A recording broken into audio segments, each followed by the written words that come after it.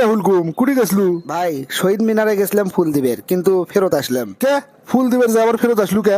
ভাই রাস্তার মধ্যে ভাষা শহীদ সালাম, বরকত, রফিক, জব্বার, শফিউর ভাইয়ের সাথে দেখা হচ্ছিল। তাই নাকি? তারপর? রফিক ভাই আমাকে জিজ্ঞেস করলো কোনটি যাও, তা আমি করলাম শহীদ মিনারে যাচ্ছি ফুল দিবের। সালাম ভাই করছে ফুল দিয়ে কি হবি? আমি করছি না মানে আপনাকে স্মরণ করার জন্য, যাতে আপনাকে আত্মা শান্তি পায়। বরকত ভাই তখন হা হা করে হাসলো। তারপর করছে কোরআন হাদিসের কোনোটিকে লেখা আছে ফুল দিলে আত্মার শান্তি হয়? কোনোদিন কি কবর জিয়ারত করছো? 2 রাকাত নামাজ পড়ে আমাদের জন্য দোয়া করছো? তখন আমি আমতা আমতা করে বললাম না মানে তা তো করা হয়নি। তারপর রফিক ভাই করছে প্রতি বছর কত টাকার ফুল দিয়ে এভাবে শ্রদ্ধা জানাও? আমি করছি তা তো কোটি টাকার উপরে হবি। শফির ভাই করছে আচ্ছা আমার মা যে চিকিৎসার অভাবে মারা গেছে তোমরা কি খোঁজ লিসলে? সালাম ভাই করছে আমার আত্মীয় স্বজনরা যে রিক্সা চালে দিন মজুরি করে জীবিকা নির্বাহ করে, তোমরা কি তার কোনো খোঁজ খবর লিছো? তখন আমি কইলাম ভাই জীবন তো দিচ্ছেন আসলে আপনারা, আপনাকে আত্মীয় স্বজন তো দেয়নি, তাকে খোঁজ খবর কি শুকলেমো?